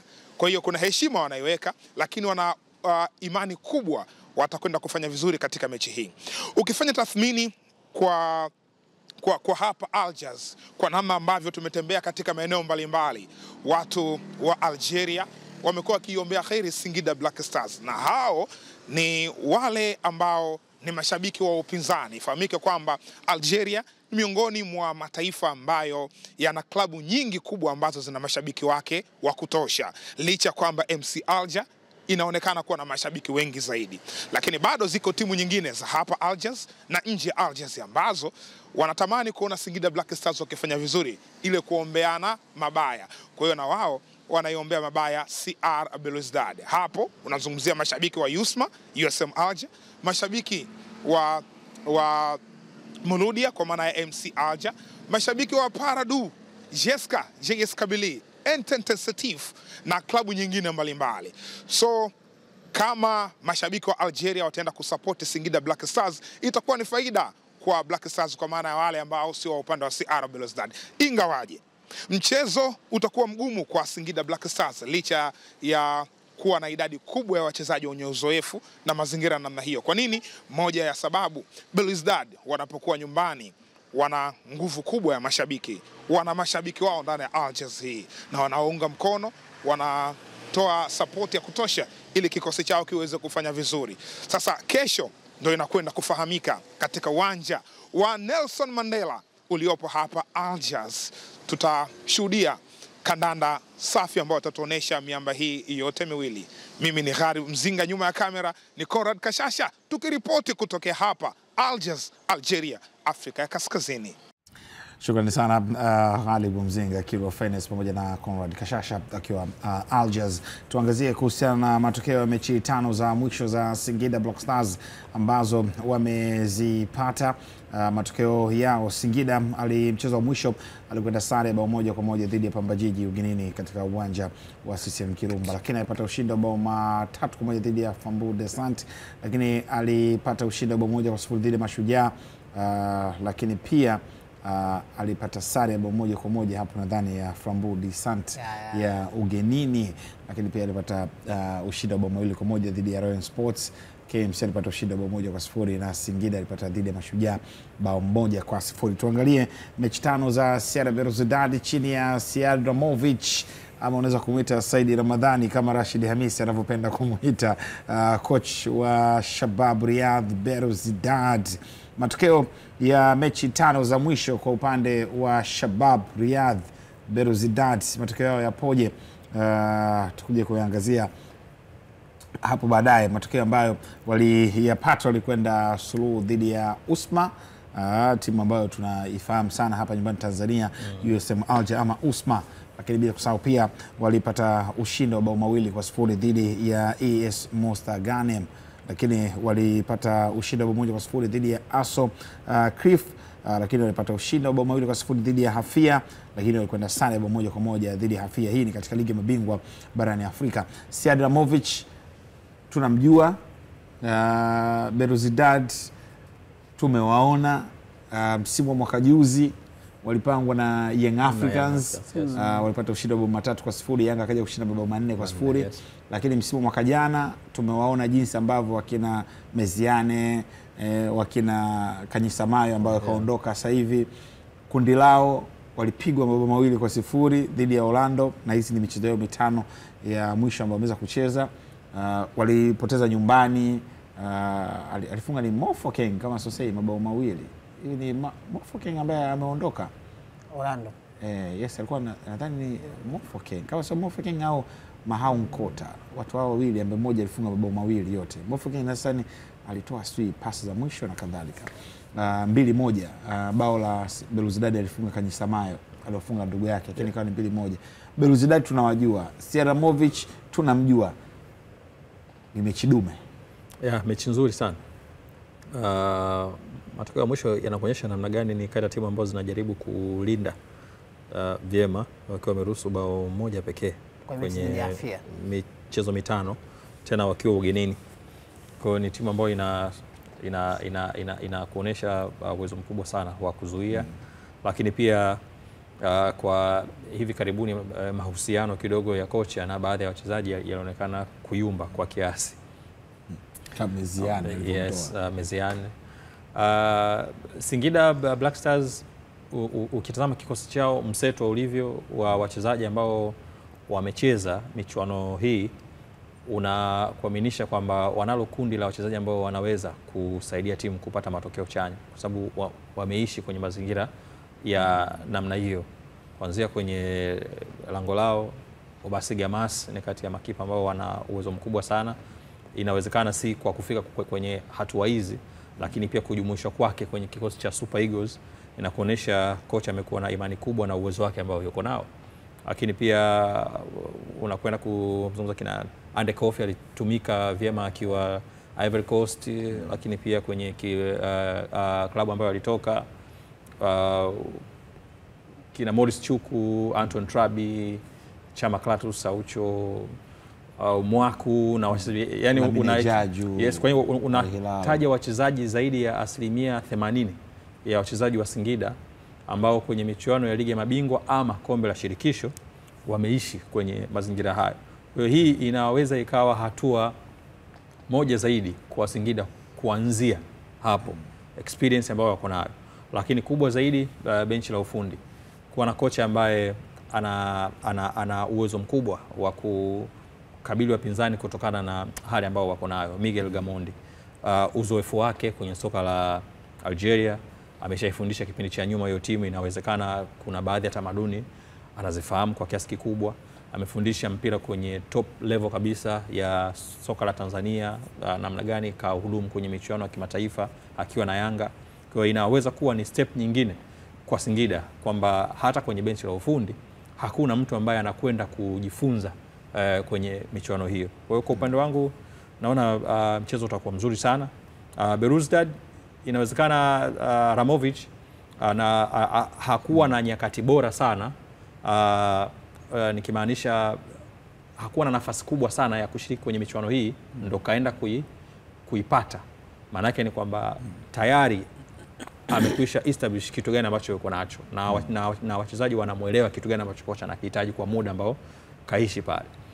Kundi la wachezaji ndio sehemu ambazo timu za kaskazini zimekuwa zikijidai kwamba hii ni michuano ambayo wamekuwa wakitawala kwa kiasi kikubwa na kufika kwenye hatua za mbali. Kwa hiyo huenda hata hii mechi kwa mwenyeji akataka kuitumia vyema kabisa, kuona kwa namna gani anaanza kuelekea kwenye hatua ya robo finali.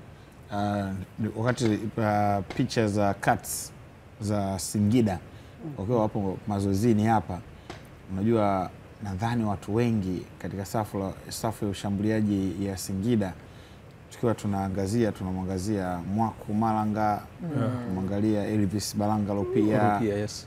Daudi Mishamo naye atazungumzwa hapo, lakini kuna kijana Rashid Salum ambaye alikuwa zimamoto msimu uliopita, yupo katika kikosi cha Singida na ni miongoni mwa wafungaji wazuri sana, japo huyo hapo amekimbia. Yes, huyo hapo anauliza unaenda wapi, bado sijaruhusu bado kwanza. Kwa hiyo ni kijana ambaye hajapata nafasi lakini ni kwanza bado kijana, lakini mtu ni goal getter tunamuita. Mechi nyingine ya Singida nabidi yuko ile waliopata test ya Rayo, wamepata test ya Flambeau Descent. Sasa Singida anapata tena test nyingine tena ya ukaribisho mtamu katika ngazi za kimataifa. Ni ukaribisho ambao wanaenda kukutana na timu ambayo kwenye mashindano haya wameshiriki mara kadhaa, kwa maana ya profile ya timu kwanza kwa ujumla wake yenyewe tukiweka pale inajulikana kwamba hii ni timu ambayo imeshashiriki michuano hii mara kadhaa, lakini pia wachezaji ambao wako ndani yake, hapo ndipo ambapo nafikiri Singida wanaweza akawa wanajivunia kwamba nyinyi mna profile kubwa kama timu, lakini pia wachezaji wenu wamecheza kwenye mashindano haya.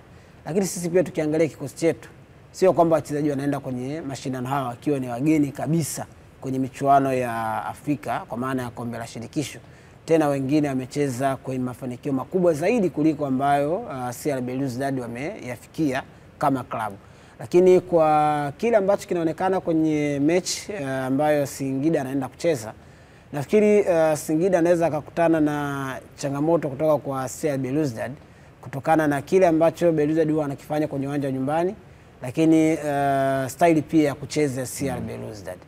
CR Belouizdad kwa jinsi ambavyo anacheza, mwalimu Ramovic amekuwa na system ya kucheza ambayo ni 4-3-3 attacking, kwa maana ya kushambulia zaidi. Ndio leta gusa achia tu ambayo unacheza na 4-3 lakini speed zinakuwa nyingi sana, hasa wachezaji ambao wanacheza kwenye ile watatu wa katikati na watatu wa juu mara nyingi wamekuwa ni watu wa kutembea sana. Kwa hiyo inawezekana kwa Singida wakawa natamani kuona wanawezaje kuzuia kasi ya CR Belouizdad, na kwa taarifa ni kwamba wanaweza kuwakosa baadhi ya wachezaji wao ikiwemo Andrew Pili, Halid Aucho pamoja na mlinda mlango Amas, ambao wenyewe wanaweza kukosekana. Inasemekana kwamba wanaweza kasafiri leo kuelekea Algeria. Sasa mechi ni kesho, wao wamechelewa kidogo kujiunga na timu. Maana yake ni kwamba wanategemea kuona kuna mabadiliko kiasi ambayo mwalimu anaweza akalazimika kuyafanya, hasa kwenye eneo la Halid ambaye amekosekana kwenye mechi kadhaa hivi karibuni, lakini Hamasi ambaye alikosekana hasa baada ya mechi ambayo alifanya blanda ile ya ugenini, alivyorudi hapa akampa nafasi mwenzake ya kucheza kwenye eneo. Andrew Pili amekuwa na in and out, hajajiakisha nafasi ya moja kwa moja kwenye kikosi kwa sababu ya nafasi ambayo anacheza. Ndio hapo kina Diomande, wapo kina Emmanuel Keke wanacheza kwenye ile eneo, kina Maruf Shakir anacheza kwenye ile eneo ambao wenyewe pia anaonyesha kila siku kwamba ni bora pengine kuliko yeye na alipata majukumu ya timu ya taifa. Kwa hiyo ukiangalia kwenye kikosi hauoni kama kuna udhaifu wa Singida kwa mchezaji mmoja mmoja, lakini labda kwa sababu ya ile ambayo test ambayo anaenda kupewa na CR Belouizdad hasa kwenye eneo la kasi, kuidhibiti hiyo ndicho kitu ambacho anahitaji kukifanya zaidi. Sasa kwa Amas Obasogi kwa Morocco. Yes. Timu imeenda kucheza Algeria. Alirudi huko kwanza, alafu anatoka anaenda kule. Kaka. Gamondi katoka Misri. Sasa hiyo sio mimi sasa. Ameenda Algeria. Yeye, Abibugego na Masalanga. Nawaza lakini. Ni uko sahihi. Na? Unawaza. Nawaza. Kwenye viatu vyangu hivi. Ambao vikupele pweti hivi na kutosha. Vinanitosha. Wamecheza Rabat. Yes. Morocco. Baada ya kumaliza pale Morocco kwenda Algeria. Timu ya taifa kwa Misri wametoka papa bwana, tukutane Algeria. Wai hapa kama usafiri au walirudi kwanza Nigeria? Au ni maswali hapa? Logistics za Singida Black. Of course mwaza vizuri. Nimewaza kwenye viatu vyako kupunguza ungefanya safari hiyo hapo. Kwa sababu yani ni sawa na tuseme upo Tanzania, unatakiwa kwenda Kenya, lakini wewe unaona koja kwanza niende Zambia, Zambia ndio nende Nairobi, wakati unao au ni bibi au hata ile inaisha kusubiri Ali Bakari Mufti. Umeanza vizuri, lakini sasa logistics zao walivyofanya, wamerudi Bongo afu wataenda huko. Sawa. Tunatakia kila laheri Singida Black Stars. Ndio. Hilo ndo la kila laheri. Singida Black Stars. Kumbuka mchezo huu pia wenyewe utaonyeshwa mubashara kupitia kisimbuzi chako cha Azam TV. Turejee nyumbani katika ligi kuu ya NBC ambapo inarejea tena hii leo, ambapo kikosi cha KMC Football Club chini ya kocha Baxilio Maximo watakuwa wanakaribisha JKT Tanzania chini ya kocha Ahmad Ali, mchezo ambao utachezwa saa 10 kamili za jioni katika uwanja wa KMC Complex Mwenge jijini Dar es Salaam. Kumbuka kuelekea mchezo huu KMC inasaka ushindi wa kwanza baada ya kufanya vibaya katika michezo mitano ya mwisho. Vivyo hivyo kwa JKT Tanzania ambaye haijapata ushindi katika michezo 4 ya mwisho ambayo wameweza kucheza mpaka sasa. KMC hii ilikuwa ni mechi moja hivi ambayo waliibana Young Africans kama kwa dakika 70 hivi, sare 1-1, lakini baadaye quality kaja kuamua kidogo kwa makosa ya quality. KMC nisimulize hila. KMC dhidi ya JKT Tanzania, mechi ambayo naamini kocha mzoefu anakutana na kocha kijana. Maximo ni kocha mzoefu, lakini kwa Ahmad Ali ni kocha wa kisasa anayechipukia. Wanakuja kutetea game ya aina gani Hinjo? Timu ambazo zimekuwa na makosa kadhaa kwenye michezo ambayo wamecheza kwa hivi karibuni, hasa kwa KMC michezo 5 pasi na kupata ushindi, inaonekana kuwa tatizo kwa kiasi kikubwa sana. Hata mchezo walioshinda, mchezo wa kwanza kabisa dhidi ya Dodoma Jiji, ilikuwa ni mechi ambayo bado makosa yalikuwamo uwanjani. Huenda kupata break ikawa imempa auheni kubwa sana Maximo kurudi darasani kuzungumza na wachezaji wao namna gani wanapaswa kucheza. Labda kile alichokisema timu yake ilipocheza michuano ya Sekafa, kuna baadhi ya wachezaji waliumia na kashaona wanarejea, huenda ikampa nafasi kubwa zaidi kwenye mechi.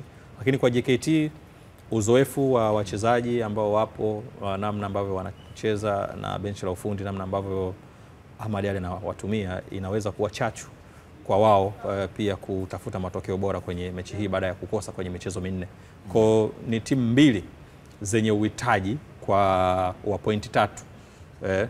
Na naamini tutakwenda kushuhudia mchezo mzuri sana kwa nature ya timu ambazo zinacheza. KMC wanapenda kucheza mpira.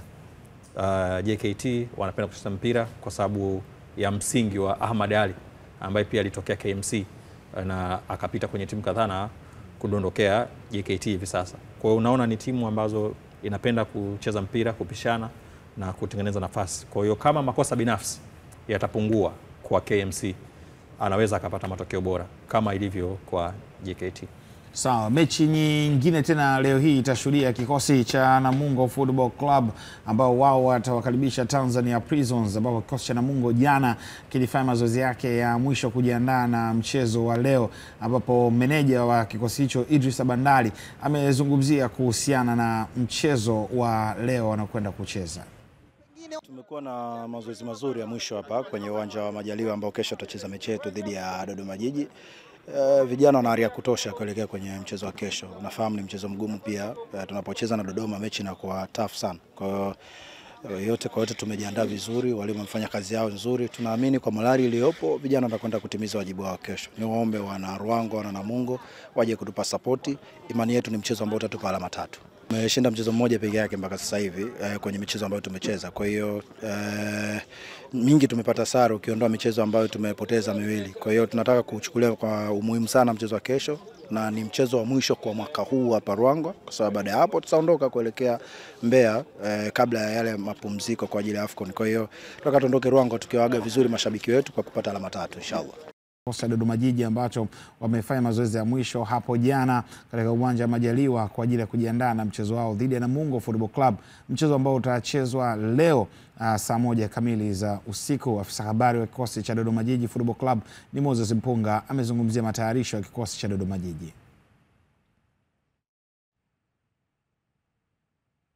Yes, na kuhusiana na mechi hiyo ya Dodoma Jiji, kumbuka kikosi cha Dodoma Jiji ipo chini ya kocha kwa sasa Amani Josia. Mazoezi yalikuwa mazuri, namshukuru Mwenyezi Mungu, tumepata ushirikiano mzuri na hali ya kikosi ni nzuri so far. Wachezaji wote ambao tumesafiri nao hatujapata injury yoyote wala hatujapata shida yoyote. Kwa hiyo ile traveling squad ambayo tumekuja nayo, kesho mwalimu ataangalia ni nani sasa akaweza kuchukua nafasi. Na kingine, mchezo wa kesho ni mchezo muhimu sana kwetu, ukiangalia kwa nafasi ambayo tunayo. Ukiangalia point ambazo tunazo, idadi ya michezo ambayo tumecheza na kiasi ambacho tumepata kwenye mchezo uliopita. Hivyo hatuna na namna nyingine yoyote, hatuna njia nyingine yoyote kesho zaidi ya kupata alama 3 kwa namna yoyote ile hapa katika pitch ya Majaliwa ama Majaliwa Stadium mkoani Lindi.